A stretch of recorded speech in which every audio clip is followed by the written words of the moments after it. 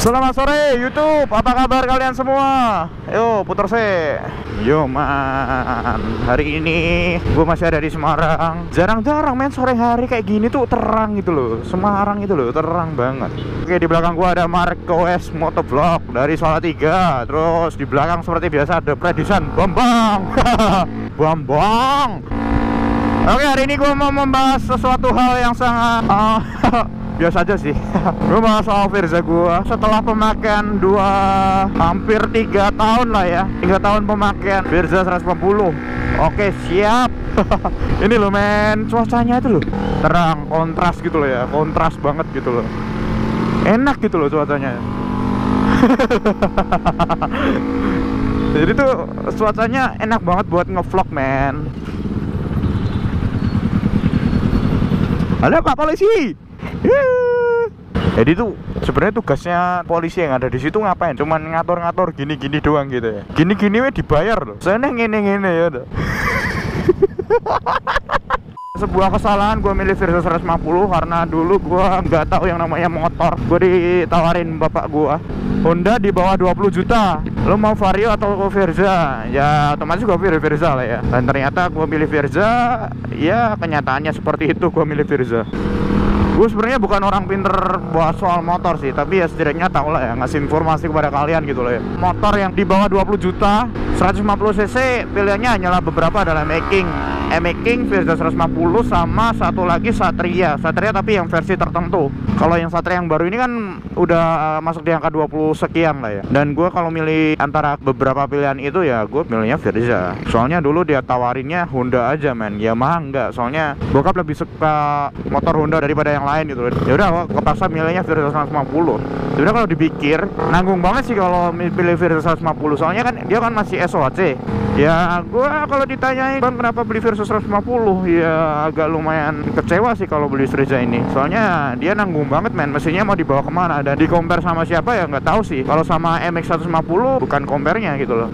MX150 kan masuknya ke golongan motor bebek gitu loh ya. Dan untuk Verza 150 setelah gue udah 2 tahun pakai motor ini, semakin dibawa jarak jauh semakin enak. Ya gue nggak tahu sih, soalnya gini, motor ini adalah motor yang tidak mempunyai pendinginnya udara. Dia nggak punya radiator, dia nggak ada radiatornya. Tuh konring tipis-tipis. Oh nah, siap.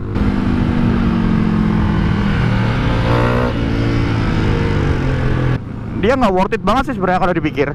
Cuman Verza ini nggak sejelek apa yang dipikirkan orang-orang sih. Ada yang bilang Verza itu produk gagal, Verza itu produk yang tidak yoi lah, apa nggak pantas dibeli. Ya buktinya Verza di mana-mana ada dan nggak ada orang yang terlalu komplain tentang mesin yang berlebihan gitu loh. Dan motor ini overall worth it untuk keseharian. Bentar, tarik gas dulu coy. Keseharian yang gimana gue touring jarak jauh, antara yang gak jauh banget sih, Solo Semarang, Semarang Solo, dengan pemakaian bensin yang tidak banyak sih.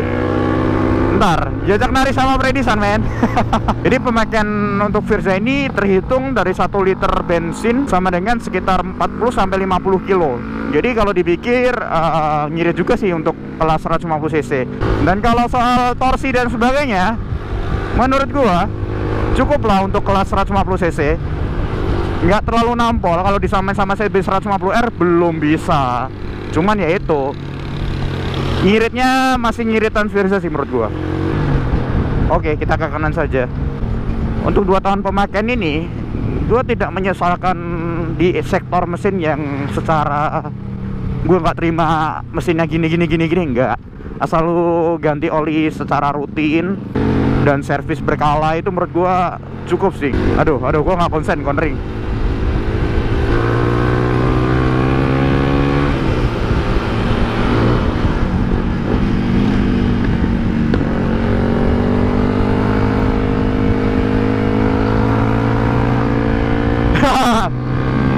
Biasa konring sama Predisan. Jadi kok nggak terlalu komplainkan soal mesin sih untuk selama 2 tahun ini. Ya cuman servis berkala dan gua konring dulu, anjay.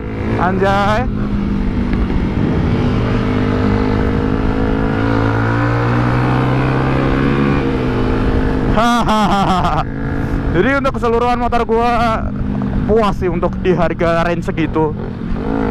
Soalnya kan MX 150 bukan tipe gua sih. Gua nggak terlalu menyusahkan motor ini sih. Gue jadi bingung nih mau ngomong apaan, soalnya konsen sama konring.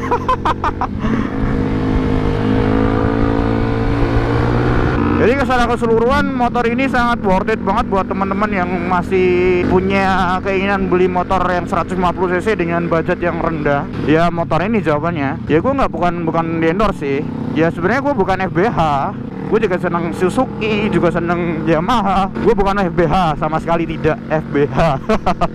Dan kelemahannya dalam Verza ini adalah yaitu satu, belum ada radiator yang dimana kalau misalkan dia touring jarak jauh itu bakalan harus berkala berhenti untuk ya biar bisa dingin lah untuk blok mesinnya. Kelemahannya dia masih teleskopik, dual shock, dan untuk tampilan kebanyakan orang nggak mikir tampilan sih ya, karena budget segitu lu mau ngejar penampilan seperti apa lah.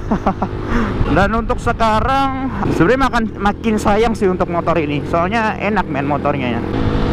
Halo mbak, how are you today? Gue jadi salah fokus men.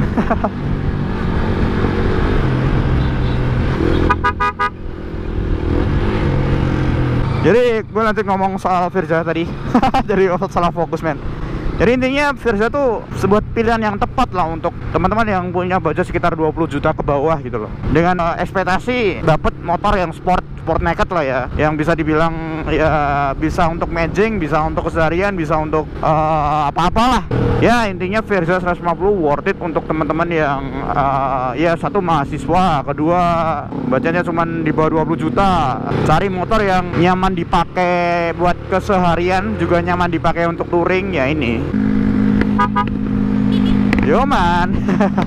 Ini motor belum bore up, jadi jangan salah misalkan gue bisa speeding sampai segitunya, belum bore up. Cuman ganti gear doang, ganti gear kelengkapan gear rantai. Itu tuh cuman belakang kan 43, terus depan 14.